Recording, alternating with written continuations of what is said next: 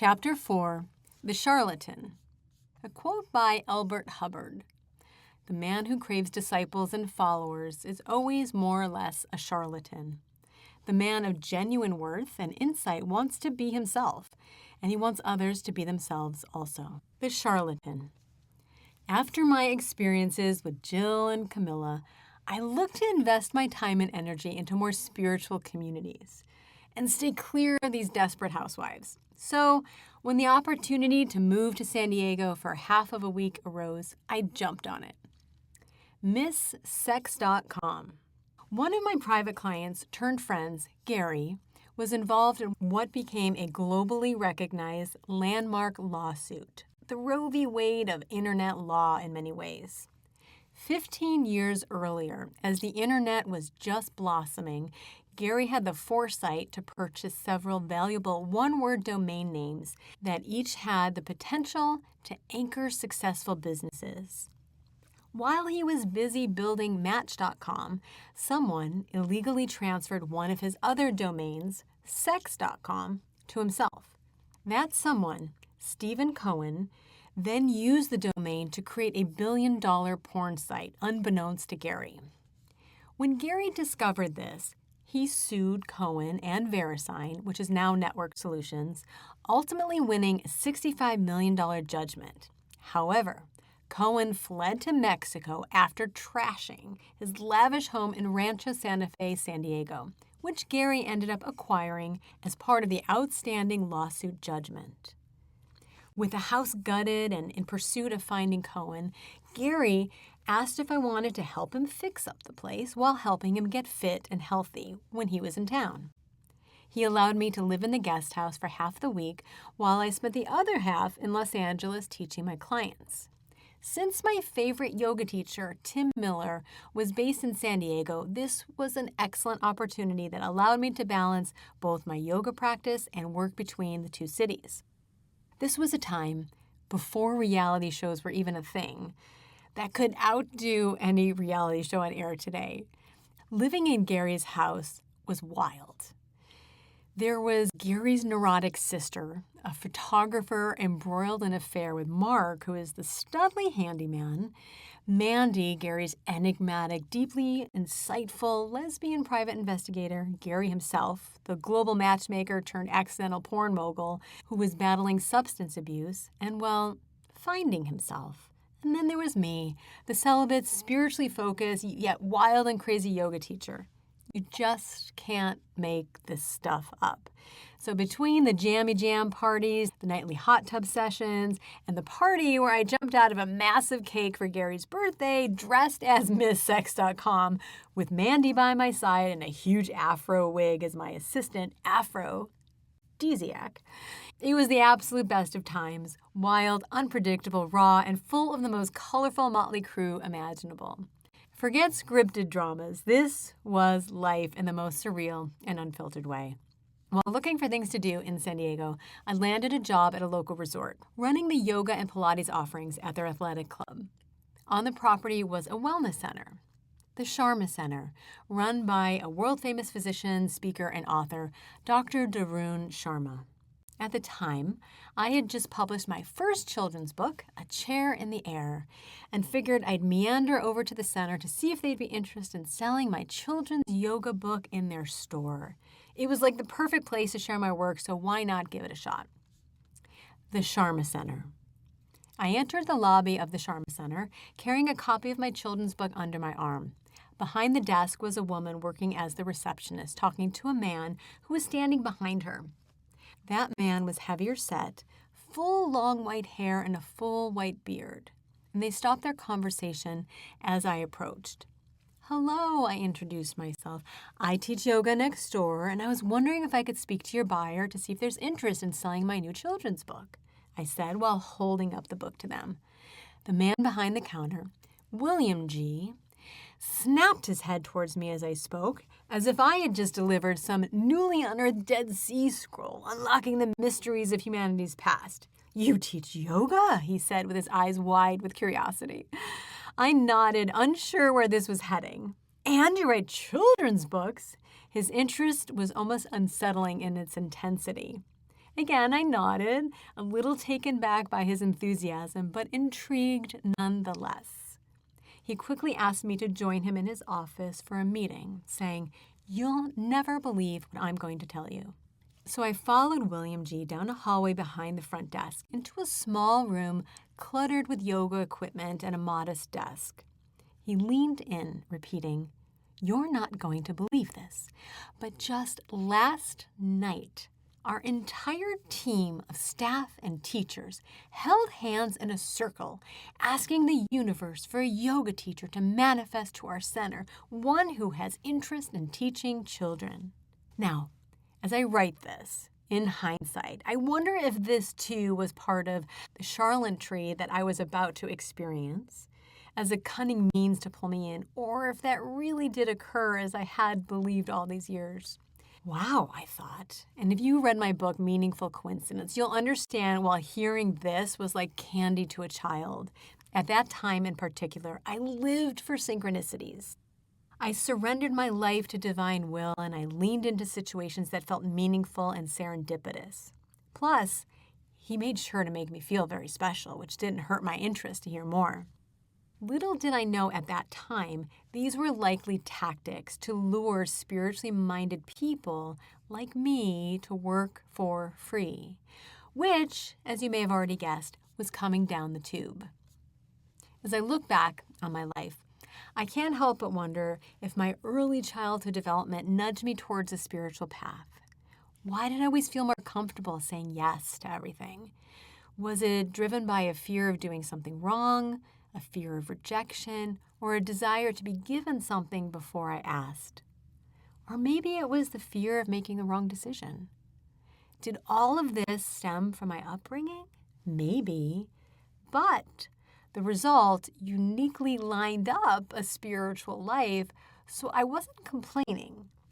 As I mentioned in Chapter 1, I grew up in a household where we were constantly walking on pins and needles. My father, a Vietnam veteran, had post-traumatic stress disorder. He worked nights, which meant that we had to be quiet during the day while he slept.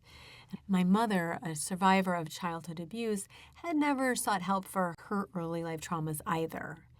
She was drawn to the mystical, the miraculous, and the unexplainable as a means to justify the unnecessary and unexplained loss of her father. But this ignited my perceptive and scientific interest in spirituality. So, despite all this, or maybe because of it, my past shaped me in ways that led to incredible spiritual insights and even experiencing the miraculous. So, while my upbringing was far from typical, I can thank those experiences for helping forge a unique and authentic spiritual life. For several years, I, quote, worked at, end quote, the Sharma Center. And by worked for, I mean I taught weekly yoga classes for visitors and members. I helped create training programs and even taught classes during Darun's large seminars. My encounters with Dr. Sharma were bizarre. He inquired with me as to why my yoga classes were the most popular and not in a complimentary, glad you're on board here, the Sharma Center kind of way, more with a resentful, competitive tone. And he often stared at my chest instead of my eyes while speaking to me, unless it was during the several even stranger encounters where he whispered in my ear, "We have karma." We have karma, if you didn't hear my whisper, in some ritualistic form of spiritual seduction. I was starting to wonder who was serving the Kool-Aid at this place, but I was still clearly sipping on some myself. Now, regarding being paid for my work, frequently whenever anyone on our team started to inquire about payment, a new mandatory training course or requirement conveniently emerged, turning our work into yet another required trade for service. My requests for actual payment were always met with vague assurances that it was coming. Yet somehow the follow-through never materialized, even though I began to receive small payments for my weekly yoga classes to the community. Due to Darun's popularity as a lecturer and author, the center thrived off people like me, those eager to deepen their spiritual practice and broaden their work experience. But behind the scenes, they were exploiting that eagerness, continually pushing the goalposts farther away, Whenever the conversation veered toward compensation, it became clear that while the center claimed to be focused on enlightenment and spiritual growth, they were using that very desire against us, turning it into an unpaid workforce that lined their pockets while we kept paying in service, time, and energy. After about a year of volunteering and working for the Sharma Center, I had finished writing my first book, As I Am, Where Spirituality Meets Reality. So I reached out to William G., who is the COO of the center, with an idea for a collaboration. I thought, this is it, the moment where my work, my ideas, my vision would finally be taken seriously. The center wouldn't be unethical if I share my ideas. I mean, we're all yogis after all, aren't we? I mean, yogis don't steal. I still reread those emails with William G. today, long past the statute of limitations for any legal action, but as a reminder of just how overflowing with creativity I've always been, and how my unfortunate tendency to share golden ideas with unscrupulous sharks has been a destructive character flaw. William G. responded with excitement to hear my idea and arranged for the board to meet with me at the center in 2 weeks' time. I drove down from LA, brimming with excitement, ready to pitch this idea that I knew was going to change lives. I sat down with William G. and several other executives on the Sharma Center board. My idea? A free 21-day yoga and meditation program for the public. Yep, free. Because in my mind, spirituality and wellness should be accessible to everyone, not just the people who could afford these overpriced retreats and seminars. Now, mind you, this was before free YouTube videos were an everyday expectation. I explained that I had already developed a 21-day program, which I called the Dharma Zone, that was included in my book, As I Am. I thought it would be wonderful to partner with the center, since I had already helped create trainings and programs for them, as well as teaching yoga there. I told them I'll provide the free yoga classes, and the Sharma Center can offer free meditations, and we could do this free for 21 days. I was so excited. William G., he laughed. Not a chuckle, mind you. He heartily laughed out loud. And then, as if on cue, the entire room followed suit. They literally laughed at me.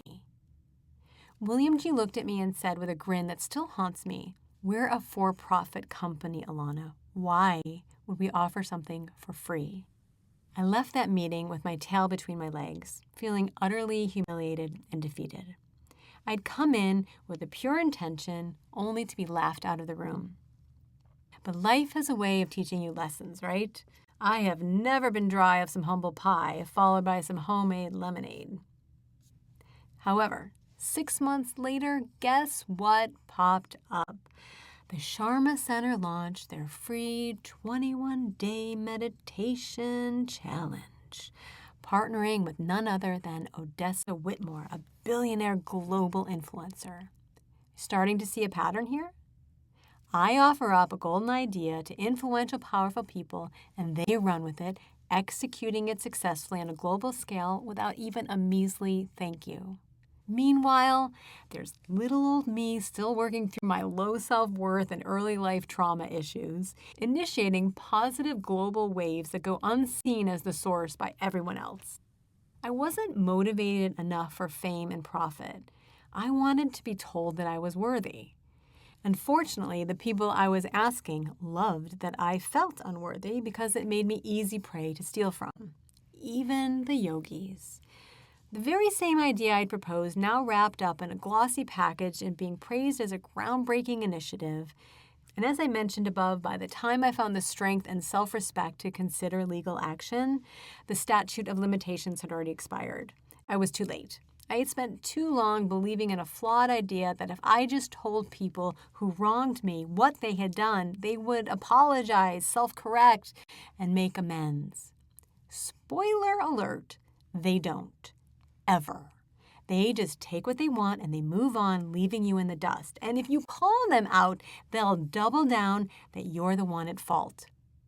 I was absolutely incensed inside, and not frankincense, mind you, but the kind of astonished fury that hits you when you realize that your trusted accountant has been pocketing your tax returns.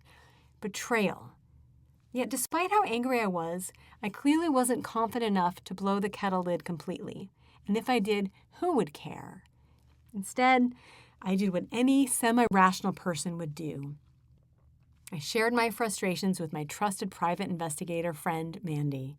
And true to her nature, she didn't just listen, she offered to help. And help she did. A little digging into Dr. Sharma and holy yogi, the guy had skeletons, named Karma. First, there were multiple accusations of plagiarism. Several authors had shared their manuscripts with him, including an esteemed professor from Stanford, a psychotherapist from Newport Beach. Lo and behold, their ideas, content, and programs magically appeared in Darun's published works after they shared them with him. Apparently, he settled with them out of court, quietly handing over chunks of his royalties to keep things hush-hush. But that was just the tip of the iceberg.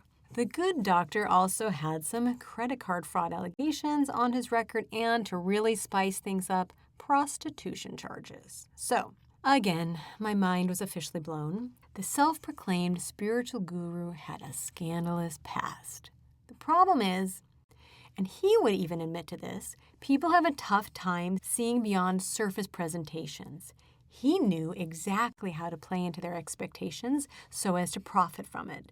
Because he was foreign, he spoke with a seductive accent, was a remarkable speaker, as most actors and frauds tend to be, and effortlessly tossed around spiritual buzzwords like enlightenment, consciousness, and lest we forget, karma. He seduced the public into believing he was some enlightened sage instead of the snake oil salesman that he was. Beneath that carefully constructed exterior, he was a cigarette-smoking, soda-slugging womanizer with a knack for plagiarism. Yet no one questioned it. The accent, the seduction, the facade, it all worked like a snake charm. People wanted to believe in the image, not the man behind it. And that's how he got away with it for so long, pulling the wool over the eyes of those eager for a spiritual leader, when in fact he was far from the enlightened soul they thought he was. However, I will add, since it's been 10 years or so since these experiences, I do believe that he, unlike most charlatan frauds, has tried to fit into the shoes he initially and falsely claimed to walk in. Aside from these very poor character choices, there are qualities in Darun that I have admired. For one, he has a knack for making really good choices about the content that his sticky rice fingers posture as his own. This leads me to believe that he does have a profound capacity for comprehension of these matters, much like a brilliant fashion buyer who knows great fit and upcoming trend, even if they aren't the ones actually designing the clothing.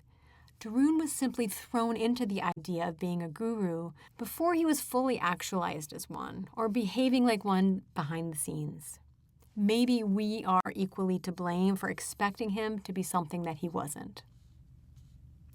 Doctor says, it doesn't stop here. After enduring this entire deeply disappointing ordeal, I finally mustered up the nerve to ask about getting paid for all the work I'd contributed to the Sharma Center over the years. You know, for all those training programs they were now scaling and replicating for profit. It was time to test just how enlightened and peace-loved this world-famous doctor truly was when it came to fair compensation. I sat down in the office of Darun's partner at the time, Dr. Says, thinking I could have a professional, fair conversation with him. I mean, surely this medical doctor would be logical and reasonable, right? Well, yep, guess again, I was wrong, so very, very wrong. There I was, sitting in the left-hand chair of 2 chairs facing his desk, and the wall was about 6 inches from my left shoulder, close enough to feel boxed in already. And then, out of nowhere, Dr. Says gets up and walks around his desk towards me. Before I could even process what was happening, he slammed his right foot against the wall directly in front of me, effectively trapping me in that tiny space. I didn't even have time to react to that before his spiritual lap dance started. I didn't even get music or any fancy beverage offers. As if physically boxing me in weren't bad enough, he began to gyrate his pelvis in my face while lecturing me about having too much ego. for daring to ask for payment. Oh, and for wanting to understand what the hell specific mantras meant in a training they were requiring teachers to repeat in classes. Yep, you read that right. I was being sexually harassed, demeaned, and insulted for simply requesting fair compensation for my work and for wanting clarity on the phrases we were forced to parrot. Damn to that statute of limitations. Let that sink in for a second. A supposedly enlightened, world-renowned doctor telling me I was in the wrong for wanting to be paid for my time and energy while literally pelvic thrusting me in the face. It was absurd and disgusting on every level, and in that moment, any remaining faith I had in the integrity of this place was shattered. It infuriates me to this day thinking about how differently things could have turned out had I known my legal rights back then. But the truth is, I didn't. And now I'm finally strong enough to admit what I couldn't at that time. I was a victim, masking my wounds as spiritual virtues. I convinced myself that my sufferings were just part of my higher path and process. And listen, in some ways, I do still believe this, but moving on for now. Instead of standing up for myself, I walked away from the job, from the credit, from the compensation I should have earned, and from the multiple legal actions I could have taken. However, if there's one certain thing that I have learned over and over and over again, I'm still learning it, it's that staying quiet, hoping for people to do the right thing on their own, is a losing game. People like that don't apologize. They don't correct themselves. They just keep taking. They thrive on it. Because let's be honest, it's not easy to fight the system, to call out an abuser, or to demand credit for ideas shared with greedy and unethical people. They're the modern-day Vikings, pillaging, taking whatever they want without a second thought. And why? Because they know most people don't have the resources or strength to stand up to them. It's far easier for them to keep plundering, to bulldoze over boundaries, to deny the truth, refuse to apologize, and leave behind a trail of people like me, people who, at the time, didn't know how to fight back.